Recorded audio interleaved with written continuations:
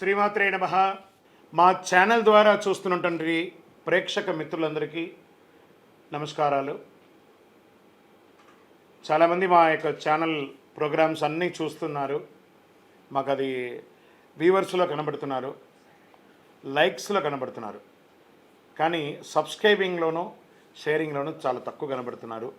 మిత్రులందరికీ ఒక చిన్న రిక్వెస్ట్, మీకు నచ్చింది కదా, జస్ట్ లైక్, సబ్స్క్రైబ్, అలా షేర్ అనగానే మీ యొక్క ఫేస్బుక్లోనూ ఇన్స్టాలోనూ వెళ్ళిపోతుంది కదా, మీ మిత్రులు కూడా తెలిసిపోతుంది కదా. మా ఛానల్ని ఒక్కసారి అలా ప్రమోట్ చేయండి. ఇది ఒకటి మీరు మాకు చేసే ఒక మంచి సేవా కార్యక్రమం. ఈ సద్గురు జ్యోతిషాలయం నుంచి ఈ యొక్క జూన్ నెల ద్వాదశ రాశులకి గోచార రీత్యా రాశి ఫలితాలు ఎలా ఉన్నాయి అనేది మనం తెలుసుకోబోతున్నాం. ప్రతి ఒక్కరికి జాతకం అంటే ఒక క్యూరియాసిటీ. నాకు ఈ నెల ఎలా ఉంటుంది, ఆరోగ్యంగా బాగుంటానా, ఆర్థికంగా బాగుంటానా, నాకు వివాహం అవుతుందా, సంతానం అవుతుందా, ఉద్యోగం ఉంటుందా, ఉద్యోగం పోతుందా, ఈ క్రైసిస్ ఉంది కదా, వ్యాపారం ఎలా ఉంది, రాజకీయంగా నేను బాగుపడనా, ఇలా ఎన్నో ప్రశ్నలతో సతమతమడే ఈ 12 రాశుల వాళ్ళకందరికీ కూడాను ఈ నెల మీ యొక్క రాశి గుణాలు ఎలా ఉన్నాయి, తర్వాత గ్రహాలన్నీ కూడా ఎలా ఉన్నాయి అని కూడా చెప్పబోతున్నాం. మళ్ళీ ఈ యొక్క జాతకం చూడగానే మీ జీవితం మారిపోతుంది అనుకుంటున్నారా? కాదట. మీరు పుట్టినప్పటి నుంచి ఆఖరి గడియల వరకు ఆ విధాత మీ తల మీద రాసేసి ఉంటాడు, మీకు ఇవి జరగాలి, ఇవి జరుగుతుందని. ఖచ్చితంగా అవే జరుగుతుంది. మరి మీరెందుకు చెప్తున్నారండి అని అంటే, ఒక వెళ్తున్నటువంటి ఒక దారిలో స్పీడ్ బ్రేకర్స్ మధ్యలోనే పుట్టుకొస్తుంది కదా రోడ్లో, అలాగే ఈ స్పీడ్ బ్రేకర్స్ అనమాట ఈ యొక్క జాతకం. అలా మీరు క్షేమంగా వెళ్ళాలి, ఇక్కడెక్కడ స్పీడ్ బ్రేకర్స్ ఉన్నాయి, జాగ్రత్తగా ఉండండి అని తెలిపే ఒక ప్రక్రియ మాత్రమే ఈ యొక్క జాతకం. తర్వాత చాలామంది ఈ యొక్క జాతకం తెలుసుకోవాలనుకుంటారు.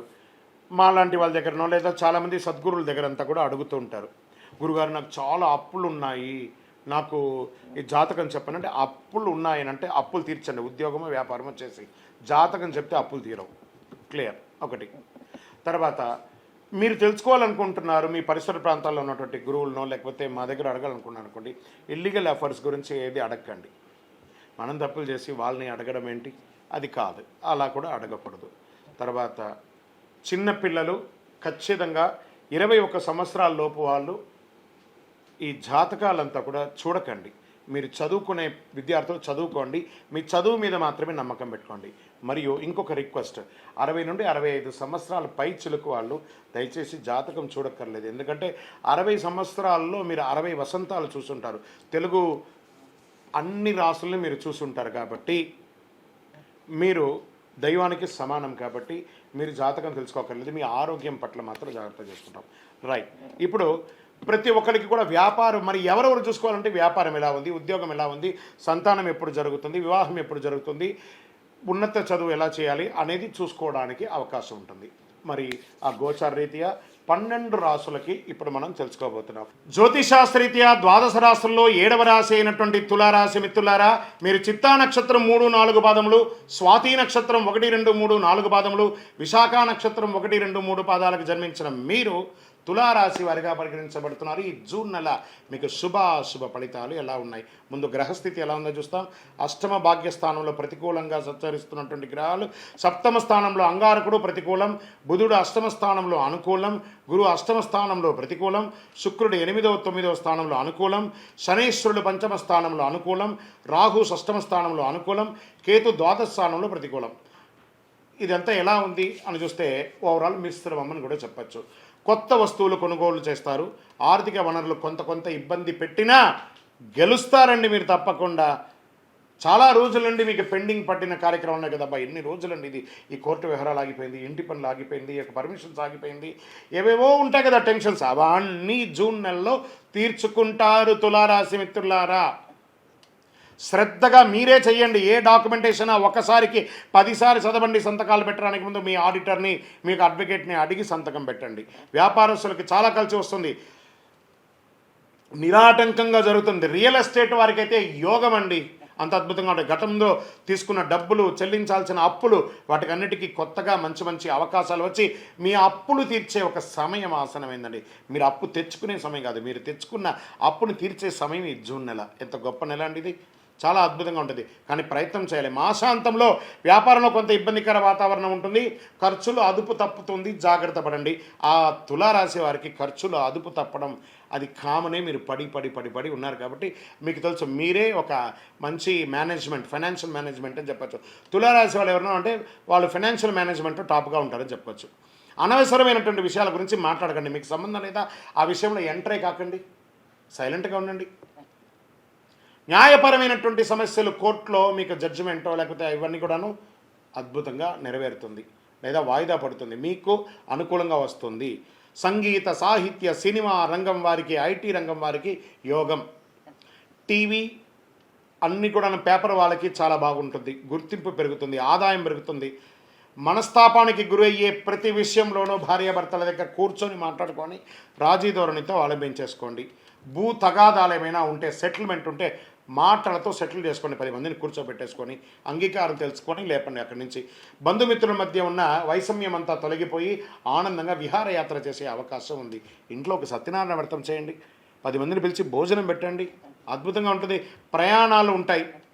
అష్టమ భాగ్యస్థానంలో సూర్యుని యొక్క కారణంగా శారీరకంగా ఏదో ఒక శస్త్రచికిత్స మాత్రం ఉంది, జాగ్రత్త. చదువు విషయంలో విద్యార్థులు చాలా కష్టపడాలి, కానీ ఉత్తీర్ణులు అవుతారు. విదేశాల విద్యల కోసం ప్రయత్నం చేసేవాళ్ళు కాస్త వీసా విషయంలో ఇబ్బందులు ఉన్నా అవన్నీ కూడా తొలగిపోతాయి. నూతనంగా ఉద్యోగం కోసం ప్రయత్నం చేసేవారికి ఈ నెల చాలా అనుకూలమని చెప్పచ్చు. సాఫ్ట్వేర్ వారికి మిశ్రమం. షేర్ మార్కెట్ చాలా బాగుంటుంది చెప్పచ్చు. వ్యవసాయం బాగా ఉంటుంది. వివాహం కాని వారికి ఇది ఒక మంచి సమయం. ప్రేమ వివాహం కూడా ఉందండోయ్, జాగ్రత్త. చంద్రాష్టమం మరీ అతిగా బాగుంటే కూడా కొంచెం బాగుండదు కదా, కాస్త చంద్రాష్టమం ఆయన గ్రహాల్లో అలా తొంగి చూస్తూ ఉంటాడు. ఆ చంద్రుడు అష్టమంలో ఉన్నప్పుడు అదే చంద్రాష్టమం అంటారు. జూన్ 5-6, 2024 4:14 ఉదయం నుండి 7/6/2024 7:56 ఉదయం వరకు చంద్రాష్టమం ఉంటుంది. ఈ 2.5 రోజులు జాగ్రత్త జాగ్రత్త జాగ్రత్త. వాహనం నడిపేటప్పుడు, సంతకాలు పెట్టేటప్పుడు, ఇతరులతో మాట్లాడేటప్పుడు జాగ్రత్త సుమి. Lucky number 7.